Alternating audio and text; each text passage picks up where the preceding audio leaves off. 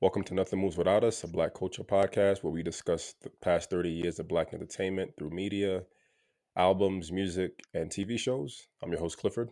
And I am Thomas. Welcome back, man. Welcome back. This is Today, go ahead, go ahead. I was gonna say, today's episode is a different world, season one. Yeah. Yeah, today's going to be an interesting conversation. Very, very interesting. Um, so I, Happy belated Fourth. I mean, before we start, we gotta represent. I think for a little bit. Happy belated Fourth. How was your Fourth? I did literally nothing because I don't want to say I don't care about the 4th of July, but I don't care about the 4th of July. You don't care about any holidays, or just the 4th of July specifically? Not any, but the 4th of July is a part of the list of holidays I don't really care about. Why don't you care about the Fourth? Well, I think independence and the American flag and how America looks at things. I'm not always about that vibe. So, and I think based this year more specifically with Juneteenth being even more highlighted, the 4th is just like another. The fireworks are cool and represent the red, white, and blue, but I'm not about that life. Right, How right. about I you? mean, in the last episode we talked about not really feeling. I mean, understanding what Juneteenth symbolizes, but it's not being, like it's not appreciating the hype or not falling into the hype behind it. So is that kind of what the Fourth has always been for you? Yeah, no, I A would. lot of hype. Go ahead, son. No, I was gonna say I wouldn't say it's always been that way, but I think as an adult, it's kind of been a barbecue and fireworks. That's pretty much it. Right, right, right. I'm proud to be an American, but based on our history as Black people, that's something that I take very, very seriously. So Right. Earlier you asked about me. Yeah, like I said, we went camping Friday night to Saturday, which was nice. Like they're like the full the second time for me going. Actually, second time for Erica also. The first time we did it in the car, but this time like we had a tent, we had a canopy, we had a nice little setup. So always nice to kind of just escape.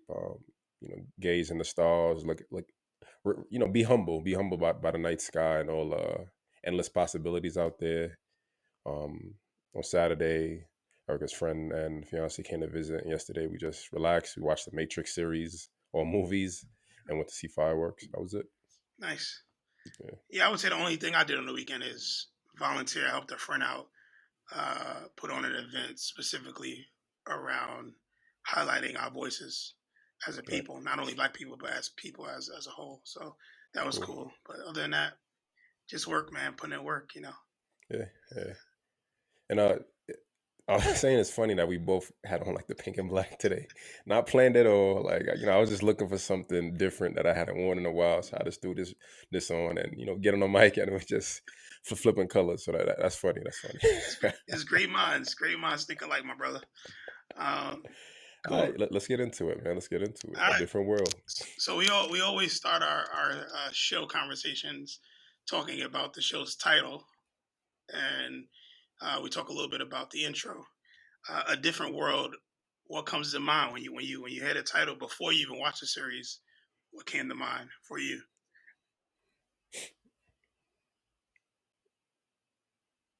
I don't know. I feel like there's endless layers to go through, right? So, like on one aspect, a different world could be just different from the comfort and safety of home, right?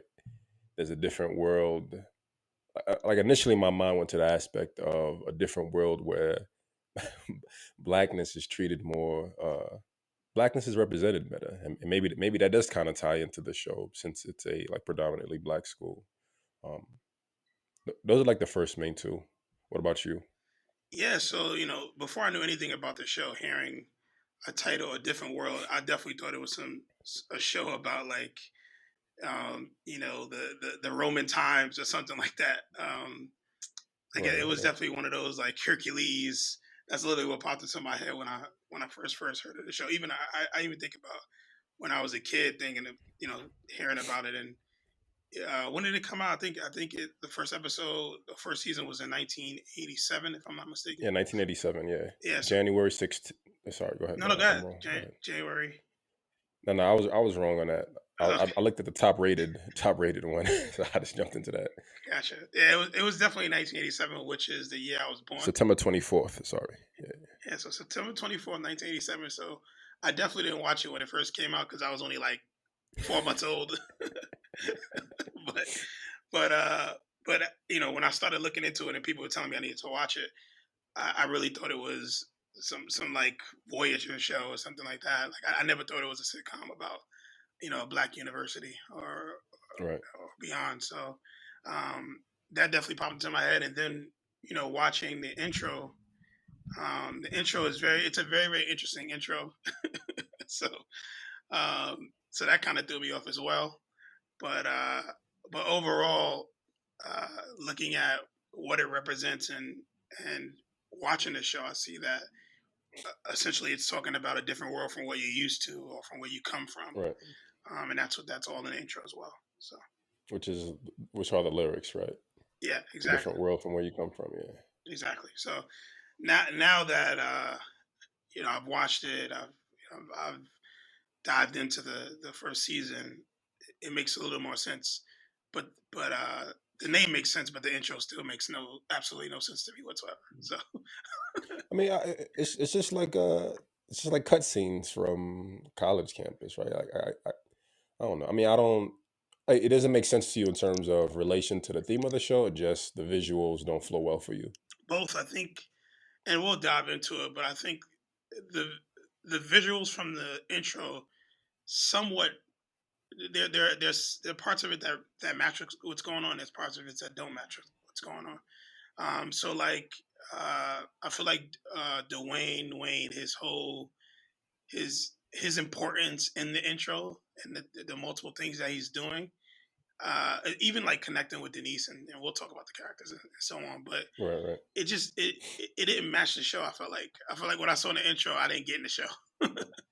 um, just how they're interacting and they're talking, and there are several characters that are not represented in the intro that are in the show. That was very interesting. Several like predominant characters that are not in the Right. intro. So that's something else that threw me off. But and I watched every single episode for the first season to see if something was going to change, similar to what I did with Family Matters, and nope.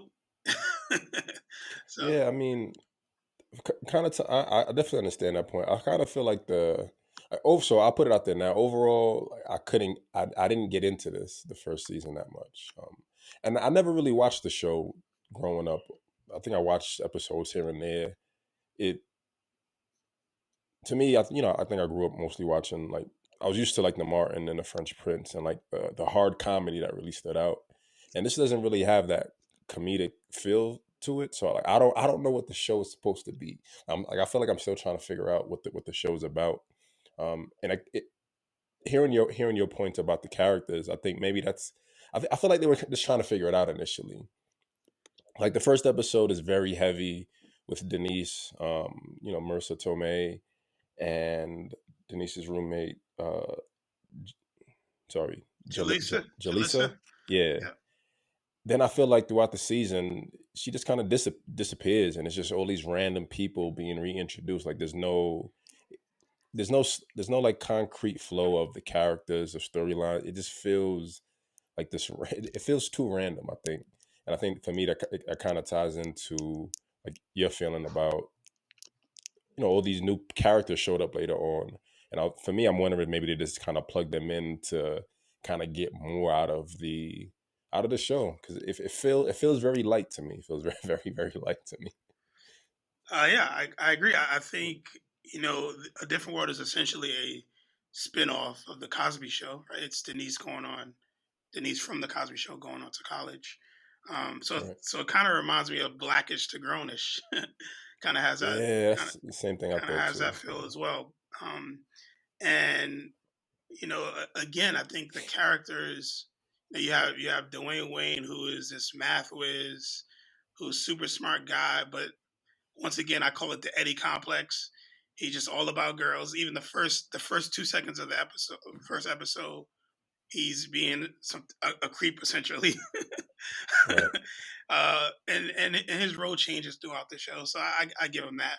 And then you have Maggie, who is this girl who transfers, who's she's like from, I believe, Minnesota, and uh, this is a new kind of atmosphere. She's the white girl from Minnesota who's in this this dorm with all these black women, which is very interesting to me that they had that type of character. But that's a whole nother thing to talk about. Jalissa was the old head who's Right, 26 right, right. years old, but recently divorced, and everybody's like, "What are you doing here in this school?" And divorced women shouldn't be getting educated, which I thought was crazy. Then you have who's what's her name? Oh, it's on the tip of my tongue. Uh, I'm missing some characters. What Tim Denise? Oh, Whitley. Whitley, yeah, Whitley's and Jasmine Guy's character, who is this kind of spoon fed, comes from a wealthy family. If I'm not mistaken, her family is actually uh, in some ways tied into Gilbert Hall because uh, the hall is named after her family. There's a legacy there with her. And then you just have all these different characters like Stevie. Stevie's a dope character. She's like the the the hall attendant, I guess. And she has an official title, which we can look up. But her role is to make sure everything's running smoothly within the hall, within the space for all the ladies. And she has a young son who's JT. Um, and then all these other characters keep getting introduced throughout the season. But right. those are the main characters. That's really what the storyline is around. So, um, yeah, and like I said, to your point, I think I was really, I hate to say it but I was really disappointed after watching the entire season. I was very disappointed, and I was like, this show is not something. I really didn't gain anything from it. Like this Yeah. podcast is about talking about how black entertainment has influenced, or not only black entertainment, but I guess how black entertainment has influenced black culture. And I can honestly say I don't feel like there was anything in season one that I saw that influenced Right, black culture. There wasn't anything that was innovative. There wasn't anything that really stood out. There wasn't anything that you had to see this episode. Whereas we talked about Family Matters, there was just so much more. That even in the first season, there was so much more there, so right. much more substance. Um, and there was some little sprinkles here and there, but I just feel like a lot of the topics were so general. There just wasn't any They didn't pizzazz. dive deep. Right, right, right, right. So It's yeah, interesting. Oh, go ahead. no, Sorry. no, go ahead. Um, so initially, like when I first watched the first few episodes, I was like, you know what, this feels like Dear White People for Black people. That's what it feels right. Like they're in this prestigious college, like they're Tillman House, whatever. I forget the Dear White People house, but that's kind of the vibe I got from it. Um, and yeah, like part of at times I was watching it and thinking that maybe I don't get it because being a male, and it feels like a female focused show. Like it feels like it's focused on black women, which is dope. And part of me wonders if maybe that's why I don't get it too much. Like a lot of it feels um like there's a lot of drama, right? I'm not a drama focused person. I'm not into, well, I mean, it sounds hypocritical, right? Because I watched the Steve Urkel drama, and maybe because it had the comedic aspect, I accepted a lot more. But for this show, I didn't feel drawn in by any of the characters. I don't really understand their motives. Like we said, they don't really dive deep into the characters' lives. Like we know Denise, but even with Denise, she was just, even though she was in the Cosby Show, she had a reoccurring role. Like you didn't really know Denise, right? You know Heathcliff Huxtable, right? You know Rudy. You understand Theo. I feel like Denise was kind of this anomaly in the Cosby Show, and even seeing her in a different world, it's like I don't really get her. I don't really get her. She seems a little bit all over. Like I think was the there was an episode where she like ran out of money, like Yeah, she that was couldn't like the pay. second episode, first and second Right. episode, and she ended That up was the pilot. she ended up getting Yeah, a yeah, job. Yeah, the pilot. She was supposed to her roommate. Excuse me. Her roommate Jalessa like fronted her for books, and she was supposed to pay for like Jalessa's courses, but her check bounced. She didn't have money, so she needed to call home, but she was too embarrassed. And at the end of the episode, she finally gets a job, and it's like that's not the first thought that comes to mind. Like I don't get I don't understand. Like if it feels and maybe that's part of it, right? Because she's used. I don't know. Like it's used. She comes from a. She's not privileged. Maybe she is to an extent, right? Like, her mother's a lawyer, her father's a doctor, so she comes from money, but she doesn't act like the way Whitley does. She doesn't come from wealth or long term wealth. She just comes from having parents who have worked hard and who have built something for themselves. But she's still kind of naive and she doesn't have street smarts, I guess, essentially, right? Like if you need money, like the first thing I would think would be like to get a job, but they didn't click for her initially. Her first response was to call home to borrow money. And like and it's fun. Like I like the scenes where they do the crossovers where she's calling home Yeah. and Heathcliff is with Rudy. He's on the phone talking to Denise, and then they hang up. And Rudy's like, "What did Denise want?" And she's like, she wanted money, but she was too scared to ask." Like I like those real like it's a real world moment, right? I lived on campus. So I understand that feeling of not having it and wanting to reach out. Um, but I don't know. It doesn't go in too deep in characters. I don't like Dwayne Wayne's character. He just feels like another stereotypical goofy male, just like there to clown on and make fun of. Um, yeah, yeah, Yeah. So yeah, I like your points, but I also think we have to be mindful that this was a show that came out in 1987, right? right, You right. I know was what? two. Yeah, Yeah. What was it like in 1987? We were just, we were babies. So right, looking back at what was acceptable for television, what people were talking about, obviously having Bill Cosby having his success with the Cosby Show and going on to produce and be a part of this show. Like what was those times like? Because you know they I feel like the way they some of the things they did in the show was really really like safe. They took a safe route. Whereas if this show came out in 2015, 2020, then you got Blackish and Grownish, right, which is a right, little right. more okay. I'd say it's not edgy enough, and I think that's part of it. And just real quick, sorry to cut you off. Like I remember I had a conversation with one of my professors, and we were talking about the Cosby Show, and he was like, like the Cosby Show wasn't edgy. Like you don't see Theo like really dealing with you don't see them really dealing with like black issues, like the everyday common black issues. In comparison to like what Family Matters did. I mean, granted, it was just not like a one episode with the cops, but overall, the Cosbys don't deal with real raw black episodes. So I think that is part of playing it safe, right? You're just putting on this. Um, I don't want to say facade. I mean, and, like there's a reality that blackness exists in all types of classes and ways and homes. Like right? There's endless perspectives and how it exists. So like it goes back to the dear white people. Who is this for, right?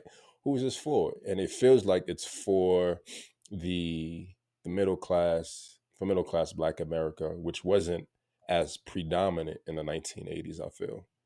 Yeah, I think it was created to give us an inside look. When I say us, I mean black people, an inside look of what this middle class family. Because I feel like I don't feel like they were so much wealthy. I feel like they were a middle class family who had two working parents. They had a little bit more than middle class, but I'm thinking middle class in 1987, not middle class Right, in 2020.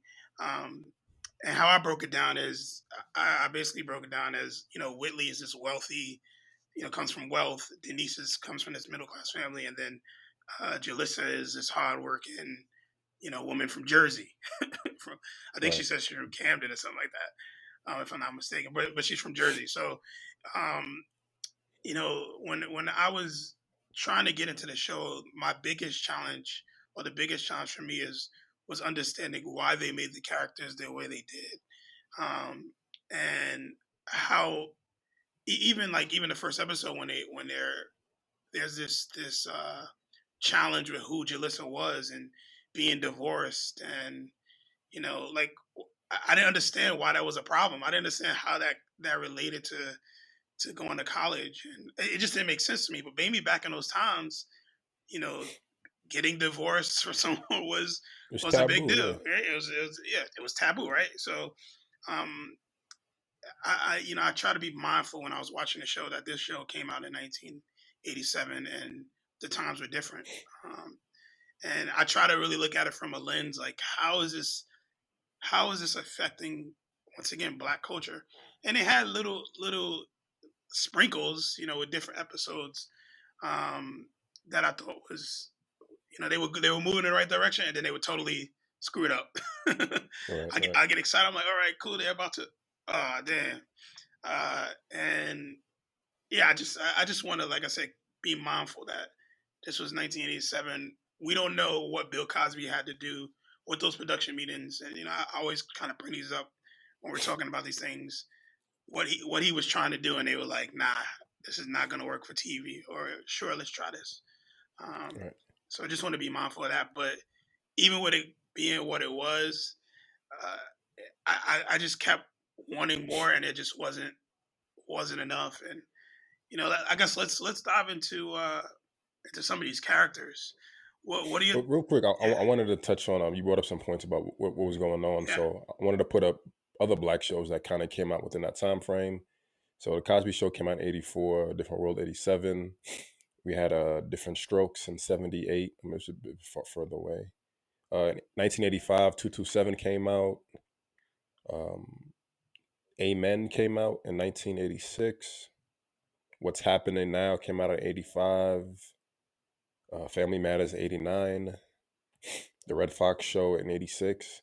And I mean, I guess maybe like I brought up the idea of comedic aspect, right? Like I could deal with the drama and Family Matters because it was comedic based, and maybe you know look comparing the Cosby Show to the other Black shows that were going on, and comparing A Different World to the other Black shows going on, it doesn't have that hearty comedic effect to it. Maybe that's part of the formula. Maybe that's what it needed to be, right? We have enough of the, and this is me thinking about uh, who Bill Cosby is in terms of what he wants to portray, and like some of the speeches he's given post the Cosby Show, right? He doesn't want the tomfoolery, he doesn't want the buffoonery, he doesn't want the what's the minstrel show of Blackness, right? Like the modern, he doesn't want to do the modern minstrel show. So he's just kind of just like, this is just regular life, right? This is just regular life. This is how it happens. Sometimes it's funny, sometimes it's not.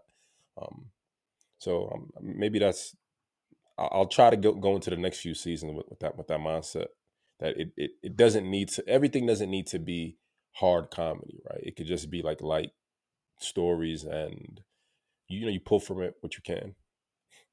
yeah. Still, even with that being said, I just the episodes just did not leave you, learning life lessons, or I didn't laugh much. I didn't. There really wasn't anything there. I think, and obviously, there are some things that happen that take the show into a stratosphere to where it becomes this incredible series. Like, people love it, but it wasn't season one. um, Well, and there weren't any. So you didn't no, have any like significant episodes in season one that stood out to you. not. I literally wrote down pretty much everything I wrote down for each episode. It was hard for me to find things that was really that, like, I just it was just really hard. I couldn't find anything. Like, I wrote a lot of I, I I wrote like, oh, it was this guest, and I didn't know this. It was more so like cameos of different people that I didn't know were in the, like celebrities I didn't know were in Right. the show. But as far as like topics, I really wasn't. There really wasn't anything there that really had me. Like, there were times where uh, Dwayne Wayne and Denise were like on a roll to talk. but then then they would just throw that away. Maggie Right. to me was all over the place. Uh, I really feel like the most consistent kind of character throughout was Stevie, whoever was the attendant, because that changed like 3 times, 4 times. So there were Right. like Right. Right. three or four different actresses that played the attendant, the hall attendant in the first season. So I was just thrown off, but I feel like their storyline was a little more significant at times than some of the main characters. Um, and honestly, the biggest thing that stood out to me was some of the transitions from.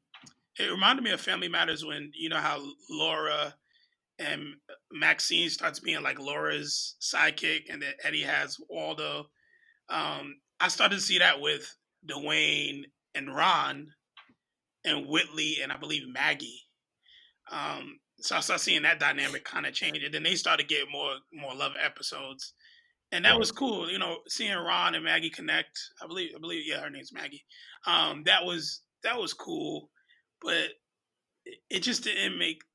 There was just no substance in the episode. I was trying to find stuff like the episode when they had the debate, when they debate like, and I think it was episode. The debate was episode 5. Um, War of the Words. and they had this Is that debate. it? They had this debate, and the debate topic was perfect.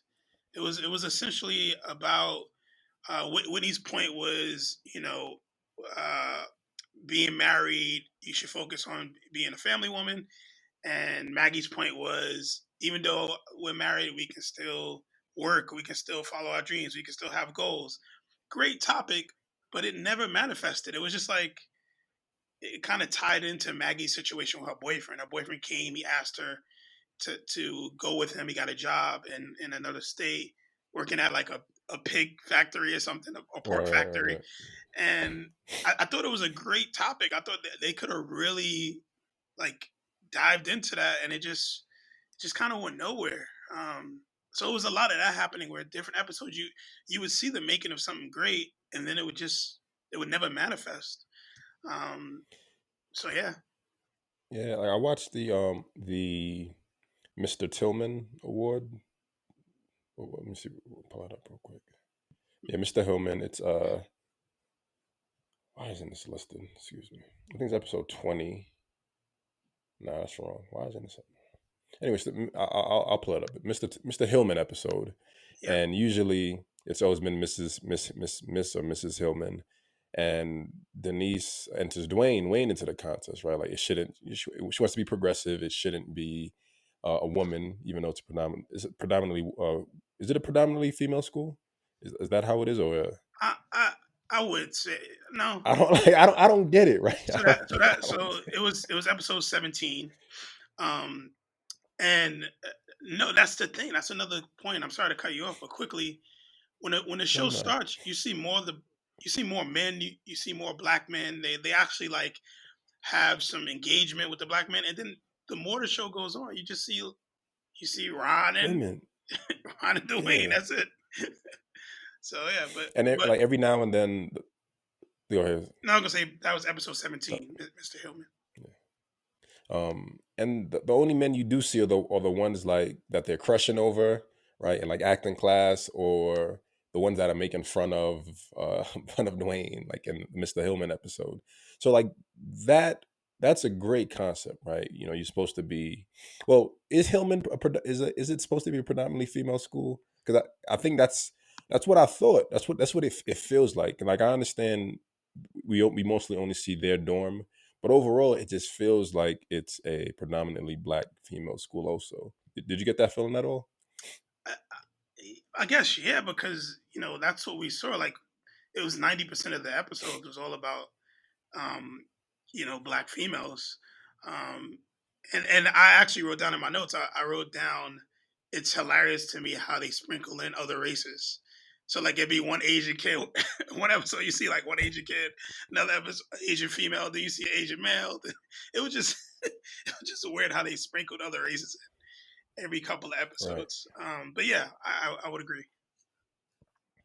Um, so yeah, the Mr. Hillman episode, and it's usually the Whitney enters the Miss Hillman pageant in order to win the approval of her mother, a former pageant winner whom Whitney can never seem to please. Denise decides to fight elitism by convincing Dwayne to enter. Um, and again, like to your point, the concept is dope. Like Denise gives this speech about being progressive, and it shouldn't be. I don't know. I don't know because I kind of go back and forth between these things, right? Like I understand that there is a need, I think, to honor men for whatever men do, and there's a need to honor women for whatever women do. Like within those lanes, right? Like we have a WNBA, we have an NBA. It's for a reason. But I also think that there is another lane where it's just everyone can just kind of I don't know, man. It's but yeah, like the progressive idea is dope, and it's good to like be inclusive and not, and I guess to change perspectives and change the like push the experience forward, I kind of say. Yeah, But it just becomes Dwayne being heckled, catcalled, women teasing him, men teasing him, and then he just gives this speech at the end, and it's just like you don't there's no emotion, I guess, behind it, right? Or maybe it's the acting. I don't know. I don't know if it's the acting. I don't know if it's the lack of substance in terms of like really hitting the hammer on the or hitting the head on the hammer of what the progress means, or or the significance of what these topics are supposed to be. It just this always kind of just ends out, and like the episodes just end randomly. Like you'll be watching it, episode ends, and you're like, oh, what did I learn? Like what happened just now? yeah, yeah. Again, the point you bring up is one I 100% agree with. But I think even in addition to that, there's so much that are in these episodes that could be highlighted, right? Like, when I saw that Stevie was a single mom, I thought that was a great way. That was a great opportunity to talk about being a single mom and working and giving Stevie a little more airtime, right? Um, I thought they would dive into that. I really didn't understand, like really really didn't understand Maggie's, like I think it's Maggie. I want to make sure because I get them mixed up. There's a Maggie and there's a Millie. Millie is Yeah, it's Maggie. Millie's Ron's shorty. I would say. So I'm mistaken. I take that back. Millie's Ron shorty, but Maggie is Marissa Tomei. That's her name, Marissa Tomei. Yeah, Tomei's character, and I just was really confused by her being in the show. I didn't get it at all. I right, was trying my best to understand, like, why did they choose this character to do what she it didn't make any sense whatsoever. And I thought they would have episodes, and I hate to say I thought this because once again, 1987 to 2021, if there was a white woman in a show that's predominantly black, there might have been something around race relations, something. There was none of that. It right. never was brought up, not one episode. Um, But maybe that's a good thing, right? Because that's my point. maybe, yeah, That's the like point I'm making. You think about 1987, maybe that was the progressive move that we needed to make at that point in that time. Um, and you look at over the years how things have changed with television, and now you look at it. Now we expect TV to be a certain type of way because of what's happening within the racial right, climate. And you look at back then, and she was just this cool, supportive friend. Like the episode with her and this egg, yo. It was like episode 21, I believe. Um, yeah, episode 21. Come back, little Egby. That episode had me dying. How she was like, the whole episode was about her and Dwayne, which I feel like I seen this episode on another show where they had to take care of an egg, but they had an assignment where they had to watch an egg and treat it like a real baby, learn responsibility, and she like takes it overboard, and the egg ends up getting lost. Um, and come to find out, JT protects the egg because JT really is one of those type of kids, and but but Right. but the reason I bring up the episode is because you see this you see this focus on this, and I hate to go to it, but it's just what I felt. You see this focus on this white woman going hard for this egg, and the black women are kind of being labeled as irresponsible. Um, and when I was watching the episode, it bothered me a little bit. I was a little bothered by how uh, Denise and Jalissa and even Whitley got involved in it. Was accused for something, which was it just kind of annoyed me a little bit. And you know, it, of course, Dwayne brings in his comic relief, and he's a part of this as well. But it was something, that episode, with it being toward the end of the season, that really kind of made me feel away. Um, I get that. It's there's this. I, So this is overall, like I guess, like us kind of going back and forth. I'm thinking that maybe, and again, this is based on the first season. That it's not, again, it's not supposed to be in your face. It's supposed to just be just like this subtle, like it's not a big deal, not a big deal. Like this is how change comes. Everything doesn't need to be a big deal. But I get the feeling of seeing all these characters just kind of be blasé to an extent, and then you have this scene where the parenthood is kind of introduced, and Marissa Tomei is, she's like the overbearing mother. And I mean, well, I didn't watch that episode, but you say that she lost the egg, so maybe maybe there's a consequence to that.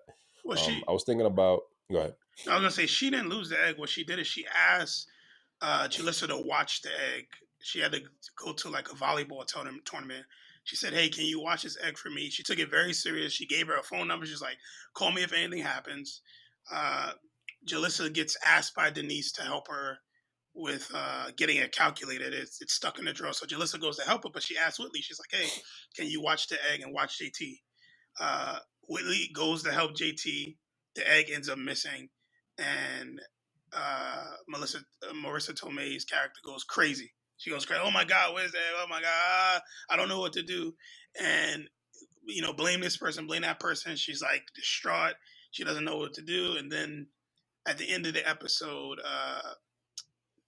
she goes to basically help Stevie, or ask Stevie. She was getting feedback from Stevie about how to be a mother, and Stevie goes to kind of tuck in JT after being out, and she finds the egg, and then the episode once again is just over. Done. Right, right. um, so that was essentially that episode. But yeah, So I was thinking about episode 14, Wild Child, with the um the white female student who's like a genius, and she isn't really enrolled in school. Like in the first episode, she like answers this difficult mathematical question. The professor's like, your name's not Cougar. on my roster, and I need it. Say it again. Her name's Cougar. I Cougar, thought it was yeah, yeah, yeah. hilarious. That's her name. And the professor's like, I need your name on this roster, or I can't give you an A. She's like, yeah, yeah, I'll go to like the bursar or whatever later today. And you find out that she isn't even enrolled in school, or she's homeless. Um, and hearing you bring it up, my mind, I'm thinking, well, the fact that you brought up the egg episode, I'm thinking like, why can that be a black female student who's like a genius or homeless and who needed, I don't know, it feels like a lot of missed opportunity, to, I guess, show, I guess, I mean, like you can't win, right? Like we have this show that it's a predominantly black female cast. Like that's dope within itself, right? Compared to like what was being shown in the 80s, where it's mostly predominantly men or older black women. You have these young black women in college, right? And we want to accept that and say it's dope, but there's wanting more, right? Like, why didn't they do this? Why don't they show this? Why can't, like, where are these little, like, for us, the obvious moments, right, where they could excel and push the story a little bit further, they kind of missed the mark.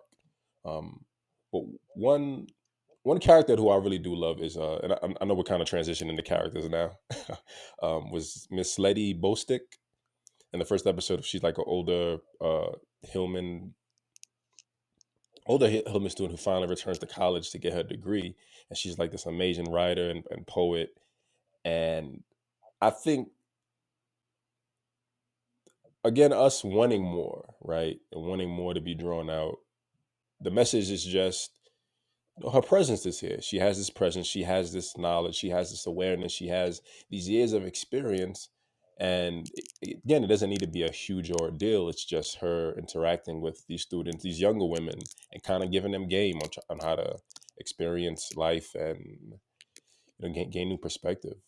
Yeah, so I actually was gonna bring her up at some point, um, because I do think she's a great character.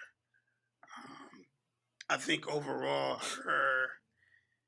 she was needed, right? Right? Like the show, I feel like the show was dragging, and they probably thought mid season we need something to spice this up.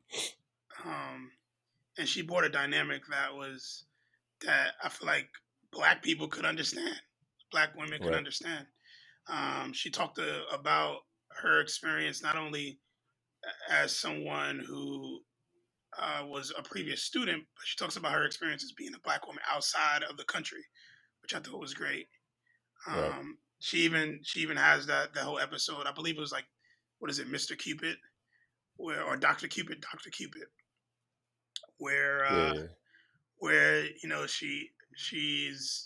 she had a gentleman she was talking to, I believe 25, 26 years ago, who basically wanted her to become this housewife, and she was like, no, that's not who I am, and moved on with her life.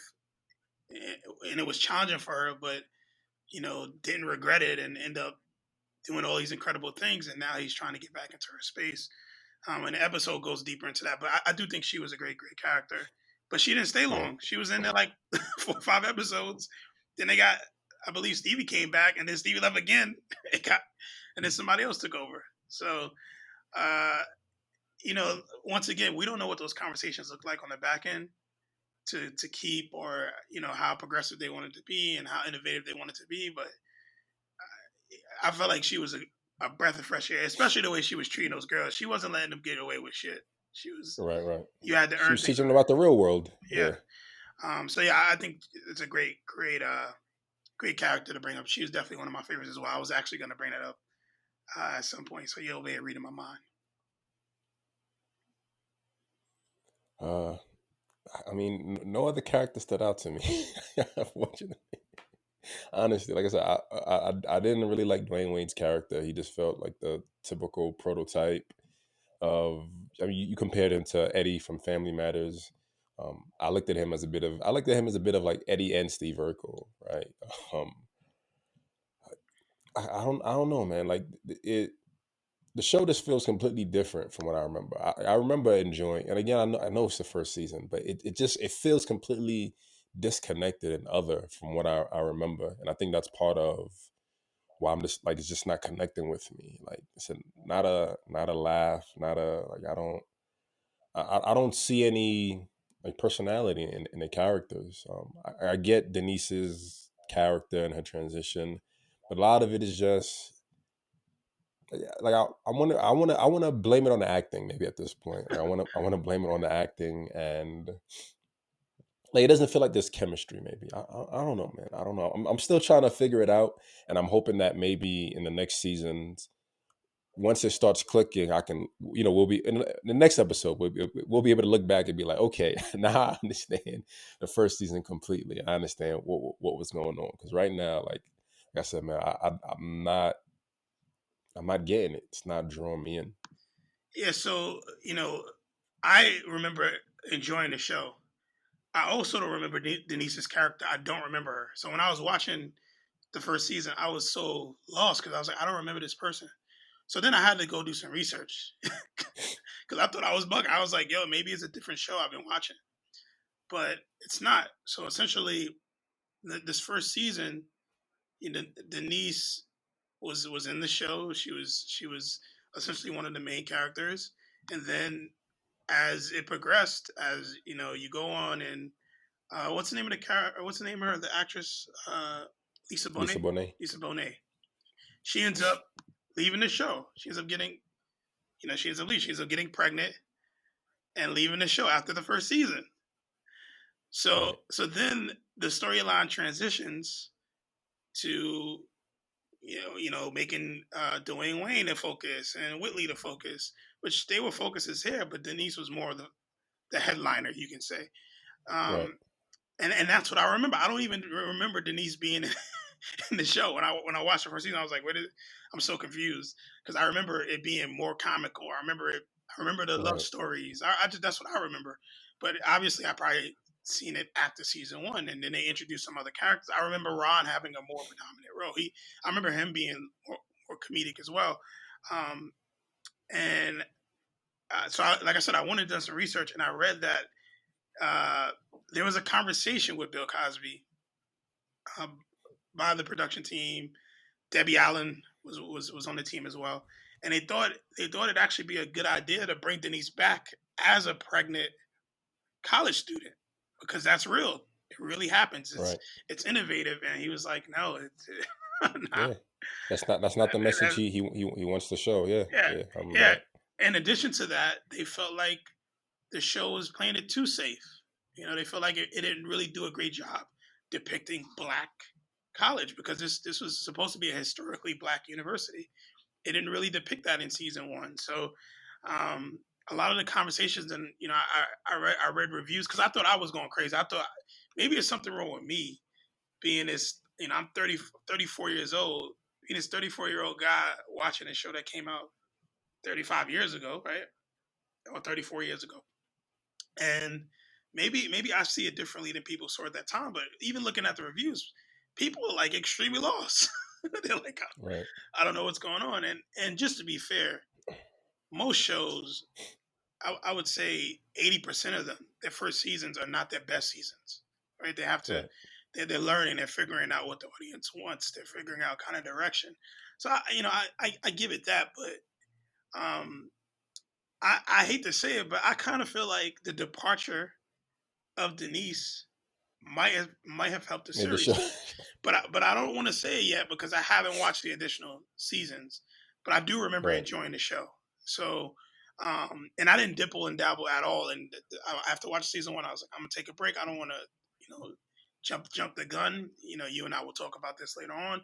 But I really, there were just different things Denise would do that didn't make sense to me. Like, you know, Denise was this comes from this well-off family, but she making hella collect calls. That always threw me off.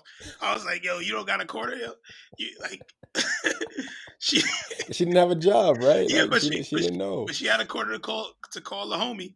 Like Right. in my head, there are two sides to the story that didn't really make sense. Like the guys were all thirsty. Even her grandfather's friend was Right. thirsty. Right. Right. Like Right. Right. everybody was thirsty in the show, and all the men were thirsty. There wasn't a guy. Well, no, the women too. When Theo came, they Well, were no, no, all thirsty over I'm Theo's. about to get to that. So Uh, all the guys were thirsty, minus the professor, which was played by David Allen Greer. I don't know if you remember watching that episode. yeah, I remember. I When remember. he was this esteemed handsome professor that all the girls wanted to rock with, and like you said, a lot of women were thirsty over certain men, but uh, but that was really interesting to me seeing how college students are, and you and I both went to universities. College students are, we go through that when you go to college, like, oh, I want to talk to every chick. Was good. I get Yeah, that. That's you real. horny. Yeah, everyone's horny, That's real. right? You got your freedom, right? I 100% get that. So that was one side of it. But then on the flip side, when you look at a lot of the women, not every single character was thirsty, right? So you look at, like, I feel like Jalissa was never thirsty. Maggie was never thirsty. Denise had her moments where there was certain guys. Whitley Right. Whitley was always thirsty. Like she was always trying to get into, and I guess just to define thirsty. What I mean by thirsty is attracted to the other sex, highly attracted to the other sex. Because some people may not get the slang term. I feel like that's an undersell. Being thirsty is like actively seeking. whatever you see you want, you make an attempt to push up on it and get to it, right? Even after, like Steve Urkel to Laura, like Steve Urkel is thirsty over Laura. That's the perfect That analogy. that is fair. Your definition is more non politically correct than I am. I'm just keeping it very very surface level. But that Dwayne Wayne was that, right. He Yeah, literally, from episode one, I feel like every episode he had a moment where he was thirsty. Ron was like co-signing his thirst. There was times where I feel like Dwayne was actually on good behavior, and then Ron would be the thirsty one, and Dwayne would have to put him in his place. Like, bro, you're going too far now. um, and to your point, the last episode where Theo comes and all the women are like, "Who is this?" and this is your brother. He looks like he's college ready, and it transitioned a little bit. But even then, Theo was still he was thirsty. He wanted to be around college chicks, which I do give him credit for linking up with the basketball team. I thought right. that was dope. I also thought that Dwayne Wayne, the episode where they actually highlight his math skills, was something that was great because he was getting attacked nonstop. And the names they were calling him, and once again, he had the Steve Urkel confidence. He had this level of confidence. And there's an episode where he talks about being shy, like he has a conversation with uh with Sinbad's character, and he talks about like, man, I'm actually not this confident. I'm actually not this outgoing. Like I don't know if you know, but and of course Sinbad's like, really? Like, but deep down inside he knows. Um Right. so there were things like that that I don't know, it just really in some ways hurt me, but I had to give him credit for being super confident who he was, not giving up. He and by the end of the season he doesn't get the girl, but you know later on Yeah, he in can't, right? yeah she ends up leaving, but there were moments where he was getting love and it just I didn't understand why. Like I was like, why is he getting this love from these women? Like they all hated him, but now they love him. Um, so that was odd. But overall, the first season of the show, I'll accept it for what it was.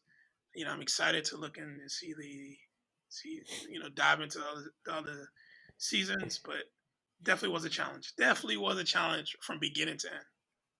Yeah.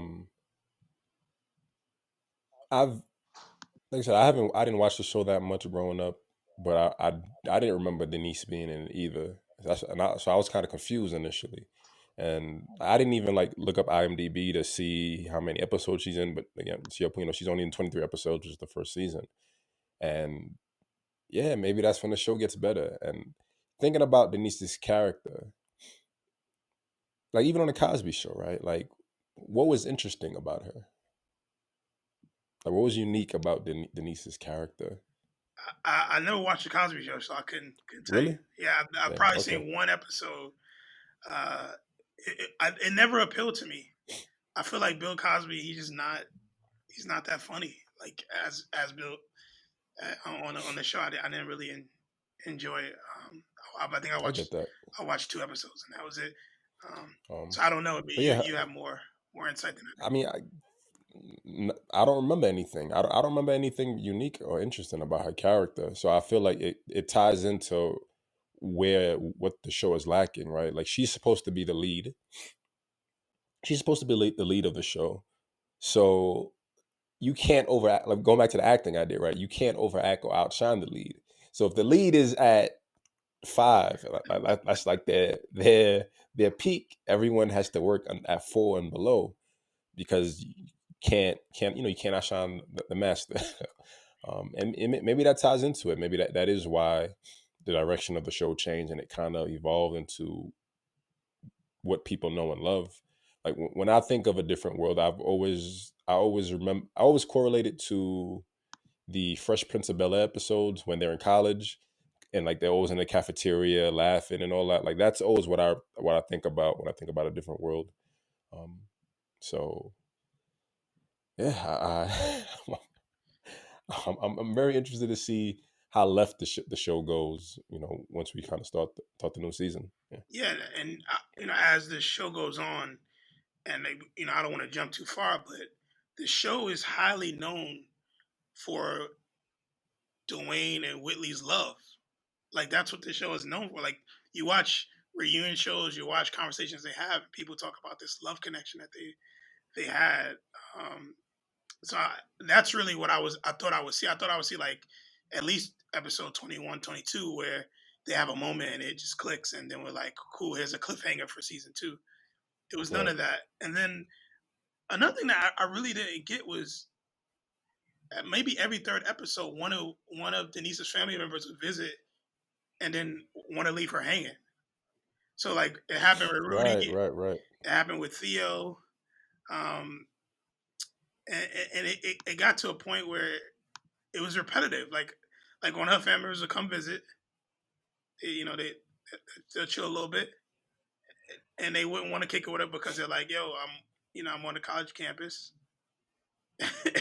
and they'll Yeah, like okay, when Rudy came to visit, she was hanging out with Whitley, and she kind of became I use the term prima donna. Like she was like, oh, look at my, she became very girly, right? Like this is like the most feminine and into looks and dresses that like Rudy has kind of ever been. But eventually she comes around and she's like, hey, yeah, Whitley's cool, but like you're my sister, you're who I care about. And then when Theo comes, it, it's just it's I mean maybe it ties into like what I said about Denise's character not being unique or interesting. Like she calls Theo and Theo's like, wait, you want me to come? Like, are you gonna be there? Like Theo's just shocked and surprised that he wants that she wants to spend time with him. He's like, are you gonna be there? He's like, okay, I'm gonna pack my bags before you change your mind. And he gets there, and they spend like the first night hanging out. Then he wakes up and he's like, oh, I'm gonna play with the basketball team. And Dad said if he's paying for my trip, I have to make it beneficial, so I'm gonna go talk to the dean. And Denise is like, I brought you here for us to hang out, but you're flaking on me. And on one aspect, there's the my belief that Denise just isn't a fun, interesting character, but also consider who the characters are, right? Like for Rudy, who's like really girly in the Huxtable, or you don't know, but like no one's really overly feminine. No one's like a prima donna like Whitley in a Huxtable home. So this is Rudy's from I mean, granted I don't really remember, but from a limited like awareness, this is like Rudy's real first experience with like being a Southern belle and dresses and makeup and all that. So I think there's like a natural inclination to kind of to want to like have that experience, and maybe she just realized it's not for me. But for Theo, yeah, he's going back to being thirsty, right? He's a young college guy. He wants to hang, play basketball with older men, right? He wants to hang out and party, and it all makes sense, but it always comes at the expense of Denise wanting to spend time with him, and everyone is kind of being like, yeah, whenever I get to you, I'll get to you. yeah. And I think too, going back to Rudy's visit, on the flip side, I think for Whitley, I can't remember if Whitley had any younger siblings or if she talks about her siblings. I don't think she did, and that was a moment for her, right? That was a moment for her to kind of be a role model, and she really thrived in that moment. I remember at the end of the episode, she actually tells Rudy a story that kind of opens her eyes to go back and kick it with Denise. She Right. shares a story with her, and that's the thing. I think, I look back to like you said, Dear White People, and some of the characters are very similar. You see similarities between the characters, and I can't remember the gentleman's name who was the son of the dean, but there was some similarities between him and to me and Whitley. How Willie's family has all this rich history at this university, and some ways she sabotages other girls, but in other ways she feels like she has to upkeep the family traditions and the family legacy. Yeah. And the episode that like really like kind of ruined who Willie was to me was the episode when her dad brought his girlfriend Right, right, right. That the episode it made me want to not watch the show again. Um, and the reason being is at the end of the episode, the feedback Whitley gets is like either you rock with us or we're gonna leave you hanging. So the girlfriend the girlfriend has the nerve to tell her either you get with the program or it's over. Like I'm going with your father regardless. Right. And her father doing absolutely nothing. To me, there was no, it's like he chose this woman over his child. Um, and even the conversations that she was having with him, it just was odd. It was just an odd thing. So then it made me think to myself, how were men perceived, or what was the black male looked at back in 1987? Like how were we perceived to women for Right. this man to treat his daughter that way? I was I bothered mean, for her. I don't. Like, how did you I feel? don't think it. I don't think it's exclusive to blackness. I feel like every show has that, right? The older dad, whether he's going through the older like divorced dad or newly separated dad, whether he's going through like a midlife crisis or a divorce, he gets himself a younger woman, and the daughter is jealous. Like it's just natural, right? Because the woman is about 5 years older than the daughter, right? The old saying, "She's old enough to be my daughter." But I think it's just natural, and on one end I mean, I think like Whitley has one of the most challenging, I guess, relationships with her family, and I think in the last episode, um, in the second to last episode, the Mr. Hillman episode, like she calls her mother, and she's like, I've been living my whole life for you, and one of us needs to be happy, right? So it's like a breakthrough for her, which I think is important, and you see like the same relationship dynamic with her father. Like people. I feel like that's the overall theme in television, right? Families that come from wealth and long money. There's always a disconnection between the parents and the children. The parents are always, excuse me, the child is always seeking their parents' love, but the parents just don't have time because they're focused on money and kind of moving on with their lives. But I think for Whitley, it becomes so I'll look at it on both aspects, right? For Whitley's father, it's like, hey, you're in college now, right? Like I'm moving on. I'm old. I'm checking out at some point, right? So I want to enjoy my life while I can. You've reached the age where you should be moving forward with your life. So you should be happy. There's always going to be jealousy, but I think as children, you have to learn is to be happy for your parents and their growth, right? It's part of the experience, right? You can't be a child forever. You can't limit your parents' experiences, the few moments you are with them. But for Whitley, it's having these moments and having these realizations that I need to move forward with my life. I've been under my parents' wing for a long time, and maybe being in Tillman with these other girls who don't have the money or the family culture that Whitley has. Maybe she's gaining new experience. She's understanding relationships a lot better. Like throughout it all, right? Everyone's still cool with her. As much as annoying and as pompous as she can be at times, people still have love for her, support her. So I think that maybe that's I get tying into the rest of the show, right? Whitley's character's growth and how she evolves, and ends up with Dwayne Wayne. That maybe this is like maybe that's the maybe this is part of the transition, and it's part of the story, right? There's a growth that isn't being discussed initially, and maybe we see that more in the rest of the seasons. Yeah, I don't disagree with those points. I think those are great points. But all I'm saying is that the way her father engaged in telling her about it, the way the conversations went, it just didn't make sense. It didn't.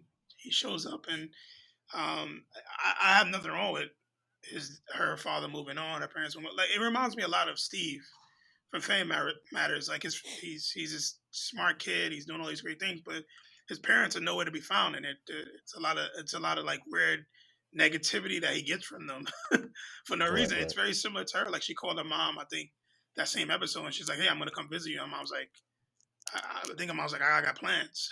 right, right, right. So I don't disagree with you. I just think that particular episode the way he comes in with, I believe the girl's name is Monica, and he introduces Monica to her friend, and everybody thinks Monica is her sister. It just, as a man, I would have just been, I might have would have called her first, or I might have would have pulled it to the side when I got there. I might have would have went in first and been like, "Hey, I brought somebody with me." Like that was odd to me, and just how the episode ended, how Monica was the one to step up and speak up, and the way she spoke to Whitley threw me off. Like just the way she was like, "Get with the program," or as a rap. It's just Yeah, I that. mean that's the dynamic, right? Like that's what the new girl knows her old hubby has money, and she's not gonna let anyone, like, this is her pay ticket, right? So listen, I'm gonna make your dad happy. Either I'm gonna make you, I'm gonna make your dad happy, and realistically, the way you can never make him happy, even as a daughter, right? So either you with us, or I'm gonna divide ya, and we can see that it's easy, because that's just Whitley's dynamic with her parents. Like, they don't really care about her. But yeah, I mean, I definitely understand it's cold, right, and it's messed up. But I think that's just how it is. I Yeah, think that's just part of the game somehow, right? yeah, at this point I get it, but I was it definitely I literally wrote in my notes, I hated that episode. Um, I really wrote, I can't stand it, hate it, um, and it just it just was a weird episode for me. So, um, and then speaking on some of the other characters, there were a lot of different cameos. Like I feel like we saw all different types of, Right. at that time, so many big name characters. And I'm trying to look at one particular episode where, uh, the episode where Sinbad is introduced, um, and he's this. I didn't even feel like he was introduced. It was just like coach, and he just popped up. Like, they don't. It's. I'm so sorry What? to throw. It's just weird how they just bring people in. Like, to your point, it's just like he just showed up. Like, he's just always been here. And I don't know, man. Yeah. So I think it's a very different TV formula that we're used to. So it just feels very awkward. I think that's what it's really boiling down to. yeah, because when we first see him, he's not the coach. When we first see him, he's the equivalent to Stevie in the men's hall, because Right, right, Dwayne gets right, in trouble for climbing out of Willie's window. right, right. And but when he's first brought in, I wouldn't say introduced, brought into to the scene, it was just, once again, like you said, it was weird because you have this hard kind of no nonsense Stevie, and then you have this guy Sinbad who's like taking it as a joke. He think it's funny. He thinks Right. it's funny, and I'm not saying be a hard ass, but be an adult. So that kind of threw me off with his character. But Sinbad, in real life is a comedian. That's what he does. He has a comic relief, and then later on he's brought in as the track coach. Um, It says that he is Coach Walter Oakes. I guess maybe they just don't acknowledge him as coach initially. yeah, the first time I see him, I remember is him being because Dwayne is not on the track team, so he doesn't run. He's not. So the first episode I remember, and when he comes in, I'm like, okay, who what is his role? Um, and then so yeah, he's a coach. But there was a lot of that happening. There was a lot of like cross cross confusion. That's what I'll say, cross confusion, where Right. one thing would happen and then you'd be like, okay, cool, and then something else would happen and you'd be like, but I thought we passed this already. And that happened a couple of times where I was just lost. I was like, okay, I thought this thing happened. Like even with Maggie's boyfriend, he comes up in the episode. You see him, her and him have a conversation. Then later on, in like a couple episodes later, she gets a letter from her boyfriend, and it seems like she hasn't seen him ever. Right. Like it throws me off. Right. I'm like, I was like, she gets these like she doesn't say his name. The girls act like they don't know who he is, but like 3 episodes prior, they meet him, they shake his hand, and it just took There's me no continuity. Yeah. perfect Yeah. word. There was no continuity. It was Yeah. very, I was very lost. I was like, wait, I thought he went to Washington and he got this job and he's sending you these letters, and she's like, I don't know what to write him back, and it's just I don't know. Yeah. I think that was either the Mr. Hillman episode or the Theo episode. And yeah, she's like flustered, and it is the Theo episode. She's like flustered. She's in the library trying to write him a letter, and oh, yeah, man. I was like, what? Like, like I think she said, we've been together since the sixth grade or something Yeah, like that. And I'm like, what? Like, like even like Ron, they brought in Ron like randomly throughout the season, and he's just like Dwayne Wade's best friend out the blue, but you've never seen him before, and it's like what, like where's there's no introduction, man. It's just. But again, I want to keep going. I'll keep comparing Family Matters because I think it's a good balanced perspective, right? Like we have Steve Urkel, and he just kind of pops up one episode. I was like, okay, here's Steve, here's this neighbor, but I think the comic relief is what I think we're just conditioned into the comic relief aspect, right? I accept maybe also because I remember Steve more. I remember Steve. I remember who he is, and I understand his presence in the show. So him popping up randomly in like in episode 20 in the first season of Family Matters, like I can accept it because I know who he is down the line. But and plus it's the comedic aspect. But for this show, it's you show someone once, and like they show Sin Man once, and then you don't see him for like 6 episodes, and it's like I don't.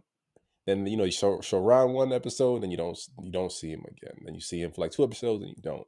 And like thinking about Martin and thinking about, and maybe that's part of it, right? There's too many actors and actresses.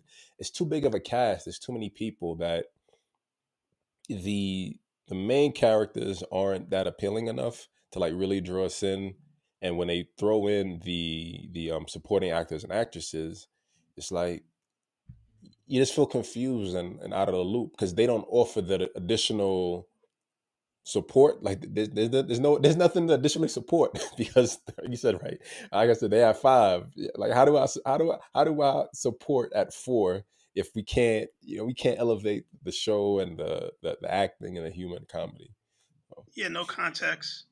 Like I remember Ron being a prominent character, and when he first was introduced, when we first see him, he says nothing. We just see him as a extra, like right, right. he's in the crowd, and then and then he goes from that to being.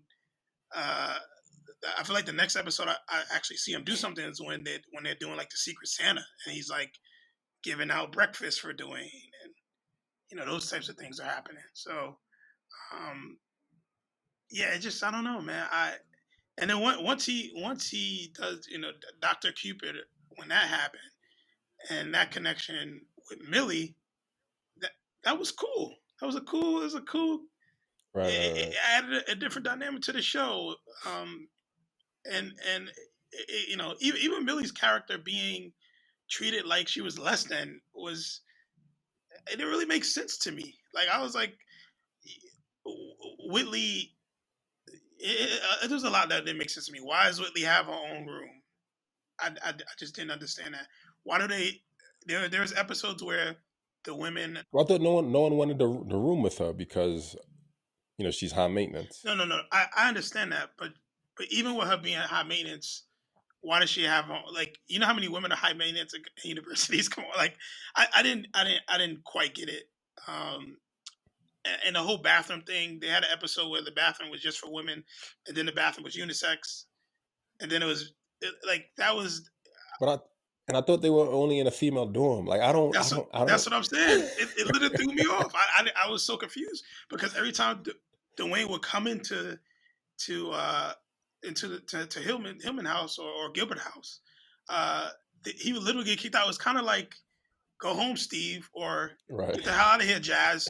Like that's really what I felt every time he would come in, and right, Steve right, would see him. right. She'd be like, "The way you need to leave." So it didn't really make sense. And then you didn't see any other guys in there. He was the only one. Every now and then you'll see a guy sprinkled in. Um, so I just was very, very confused. I didn't know. I was genuinely confused. I didn't know what was happening in some of these episodes. But I would love to, I guess leave it here because we do this. We do the podcast because we want to talk about how these uh, these shows, movies, etc., music, um, influence Black culture. Um, Watching season one, was there anything in it that you felt that was influential, or anything that had that you can take away from it being leaving some type of imprint on the culture?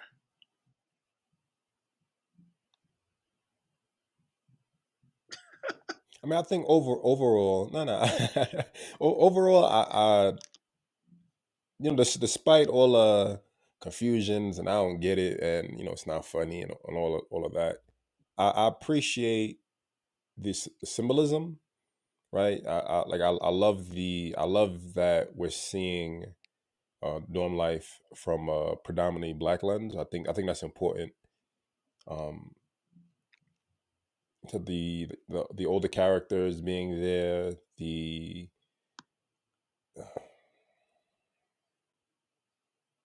yeah, I think the symbolism is more important. And here and there, going back to what we said before about everything not being not like directly in your face. It's just like this is just a world that exists, right? Like being a different world. It's just a world that exists. There aren't any extremes, right? Like it doesn't need to, like, comparing like to the dear white people. There isn't a hard speech and all of that. It's just we live here. We talk back and forth. We argue. We disagree. And we just kind of move on. And I think it's just kind of it's important in reshaping, I guess, how we see the world, right? And maybe I'm thinking like finally now that maybe that's why it doesn't resonate as much because it's the world that show the world that a different world is showing us is just kind of our world now, right? Like it's this mixed pot of cultures and identities of people you get along with, people you don't get along with, and it's cool, it's fine. It isn't the drama. It isn't as interesting because it's not the drama you would expect, right? It's not the drama that we're used to seeing on television or used to seeing in our lives. Um, so yeah, so going back to like the family matter, it literally is a different world, right? It literally is a different world that you're just not used to because you're used to the chaos, you're used to the fighting, used to the huge cell, you're used to all this, I guess, forced content or forced messages, and this first season doesn't have any of that.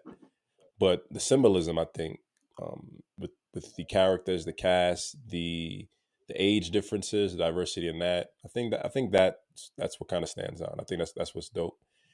Yeah. Yeah, the same for me. But I also think uh, a different world, especially just it being what it started out to be. It's the beginning of the road to lead to something like a Blackish, to the Fresh Prince. I feel like because of a different world, we've been able to progress. We've been able to grow. We've been able to build from it. It basically was like a blueprint, and they Right. were learning along the way. Um, and I think that's how it's affect the coach. It's affected the culture. That as the seasons go on, we see a ton of new ideas, and we do see innovations, but it had to start somewhere. Um, and back in those times, and we haven't gotten into the reviews per se from the critics, but back in those times, it probably it probably was in some ways innovative in its own right. But watching it 35 years, 34 years later, it's different. So Right.